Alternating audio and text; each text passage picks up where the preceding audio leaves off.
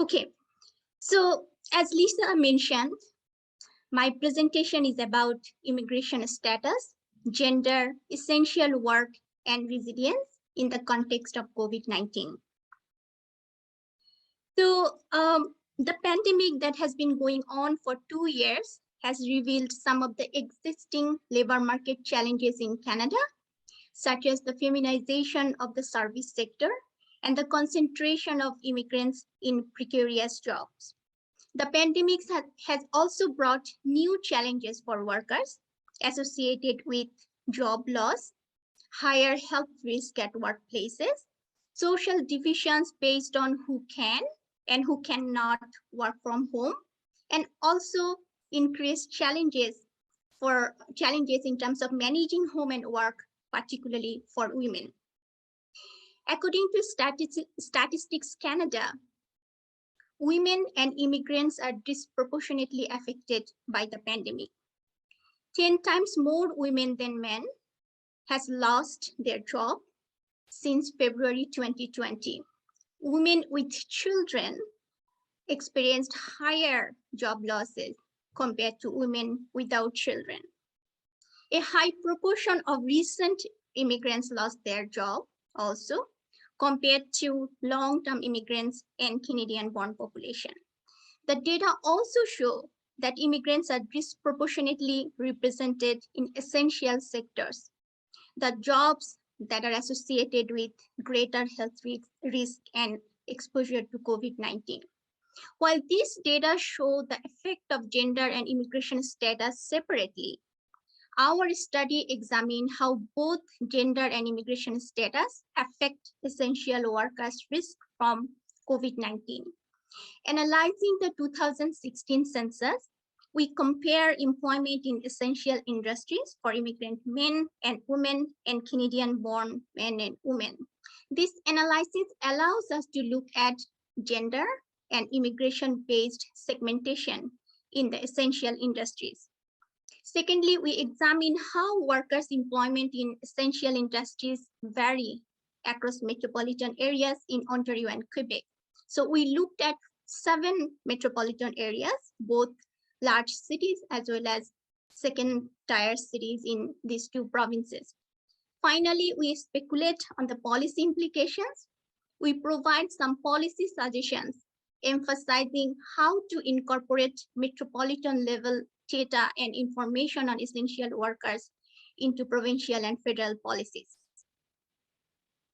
So according to Public Safety Canada, essential work or essential jobs are those that cannot be done remotely, as these jobs require some form of in-person interactions and often interactions with vulnerable people, especially in the healthcare sector and in long-term care homes.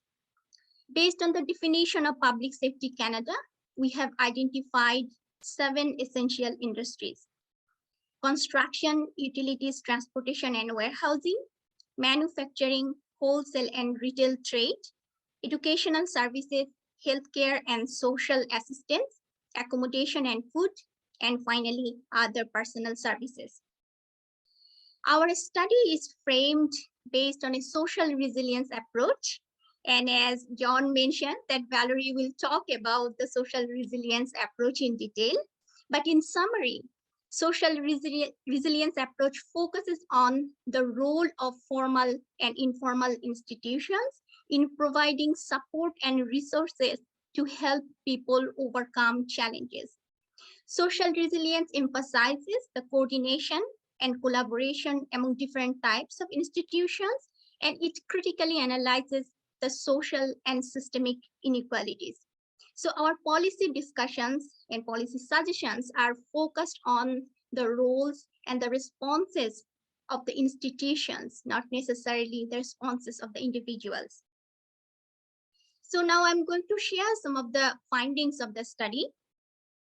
So in this slide, sorry, I have to readjust. So in this slide, you see the percentage of workers in each essential industry across 7 metropolitan areas. So the share of essential workers across these metropolitan areas actually differs significantly. So if you look at the manufacturing industry, you will see that in Windsor, a large proportion of essential workers are employed in this sector, 22.8%, compared to Ottawa Gatineau, where the share of workers in manufacturing is the lowest. Similarly, in Sherbrooke, the healthcare and social services sector employs a large proportion of workers compared to, for example, Toronto, where the share of workers in this sector is the lowest among these 7 metropolitan areas. If you look at the total proportion of essential workers across these 7 metropolitan areas, we see that in Ottawa Gatineau, their share is the lowest, 24%, and in Sherbrooke, their share is the highest, about 77%. So in a nutshell, this chart actually showing the relative importance of different essential industries across the 7 metropolitan areas in terms of the share of essential workers. So if you look at Toronto, we find 3 specific patterns of industrial segmentation. The first is based on gender. So in utilities, construction, transportation, and warehousing sector, we see that this sector is highly male dominated, but the gender gap is almost equal among foreign-born population as well as Canadian-born population. So this sector is basically segmented by gender. And then the second pattern is based on gender and immigration status. So we have 5 industries where the segmentation happens both based on gender and immigration status. For example, if you look at the manufacturing sector, we see that this is a male dominating sector, but the share of immigrant men is much higher than the other 3 groups. Again, if we look at the educational services, we see that this sector is female dominated sector. However, the proportion of Canadian-born women is much higher than the other 3 groups. In healthcare and social assistance sector, which is another female-dominated sector, we see the proportion of immigrant women is higher, followed by Canadian-born women. So if we look at the accommodation and food services and other personal services, we also see this in these 2 sectors. Also, immigrant women are more dominating rather than the other 3 groups. So these patterns are showing that how the gender and immigration-based segmentations vary across different industries. Finally, we see very little difference for wholesale and retail trade, which is actually the largest sector, largest essential industry in Toronto. Although we see that Canadian men are more likely, they have a little bit higher proportion in this sector, but the segmentation is not significant. So based on this pattern, we can conclude that workplace risk from COVID-19 is high for immigrant women in healthcare, accommodation, and other personal services, immigrant men who work in manufacturing, and Canadian-born women who in services.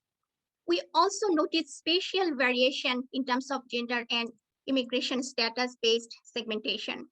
For example, if we compare Toronto and Montreal, we see that there are 2 specific industries where these differences are pretty much evident. For example, in utilities, construction, transportation, and warehousing sector, we see that in Montreal, it is dominated by Canadian-born men, but this is not the case in Toronto. So in Toronto, it's pretty much segmented across the line of gender. And then in accommodation and food services, so in Toronto, this sector is dominated by women, and the share of immigrant women is a bit higher than other three groups. But in Montreal, this sector is dominated by immigrant men. We also see this kind of spatial variations in the second tier cities. For example, if you look at Windsor and Quebec City, right away we see that in Windsor, manufacturing industry employs the largest share of essential workers. And in Quebec City, the largest share of essential workers are employed in healthcare and social assistance. So there are three specific industries where we see the difference in gender and immigration status-based segmentation. For example, in accommodation and food services, in Windsor, this sector is again female dominated. But in Quebec City, this sector is pretty much immigrant men dominated. And if we look at the wholesale and retail trade sector, this is kind of dominated by women, mostly a little bit higher share for Canadian-born women. But in Quebec City, this sector is dominated by Canadian-born men. So then if you look at these differences in terms of segmentation, you can see that these variations indicate that the type and the degree of gender and immigration-based segmentation in the essential industries vary across metropolitan areas for big cities as well as for second-tier cities, indicating that the workers who work in these sectors have different level of risk from COVID-19 and different level of challenges for these four groups of workers.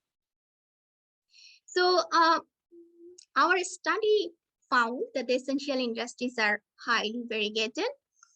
We have identified three patterns or three trends. First, the relative importance of essential work varies across metropolitan areas, as we have seen that Windsor has a large manufacturing sector compared to Ottawa. And second, immigrant men and women and Canadian-born men and women work in different essential industries, as we have seen in Toronto, that the essential industries in Toronto are segmented differently across industries based on gender and immigration status. Finally, the degree of segmentation by gender and immigration status also varies spatially, as we just saw the comparison between Toronto and Montreal and Windsor and Quebec City. So now that we know these three trends, the question is, then what do we do with this information? How to incorporate this information in policies and policies that are put in place to mitigate risk from contracting and transmitting COVID-19 at work, as well as to address issues related to underemployment and unemployment. So we suggest that it is important to consider the circumstances of each group of workers in each essential industries, because we have seen that essential industries vary.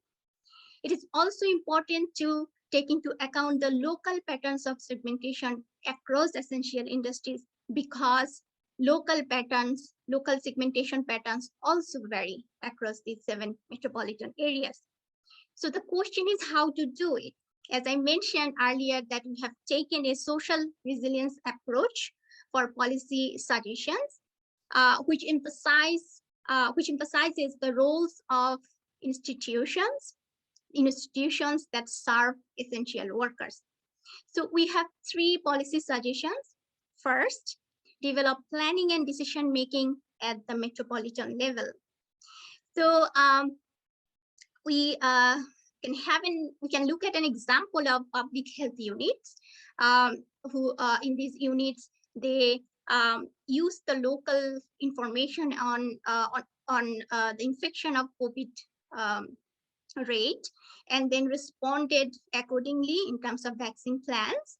But in Canada, the employment policies are actually done at the federal level, and the provincial the provinces also play some roles. So the question is how we can put forward the role of metropolitan level institutions in decision making and having more proactive role in terms of addressing the issues that are facing the essential workers. So to do so, you need more collaboration and coordination between different types of institutions at the provincial, federal, and metropolitan level.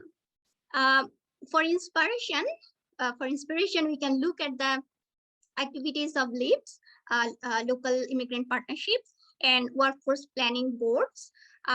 So based on these models, we need to bring the representatives from different level of organizations, both government and non-government, as well as the representatives from different essential industries to plan together. To do so, we need also resources to implement the collaboration and coordination and collaborative planning. We looked at the disaster and emergency management plans as example. In these plans, federal government allocate resources to mitigate, to response, to recover and for preparedness and recovery plans in response to challenges. So some of these resources can be allocated also at the provincial, at the metropolitan level, especially for small organizations like community-based organizations and faith-based organizations who can often, due to lack of funding, cannot participate in decision making.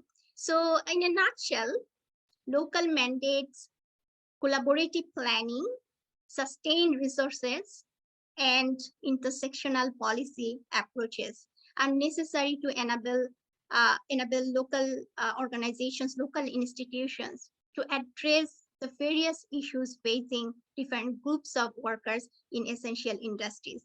With this note, I would like to thank you all for paying attention to my presentation, and I'm looking forward to your questions and comments, particularly on the policy suggestions in terms of how to incorporate how to incorporate local institutions in decision making and in terms of dealing with the challenges facing different groups of essential workers.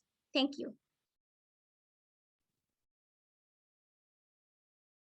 Thank you, Marcia. And I think Valerie, your part comes on now.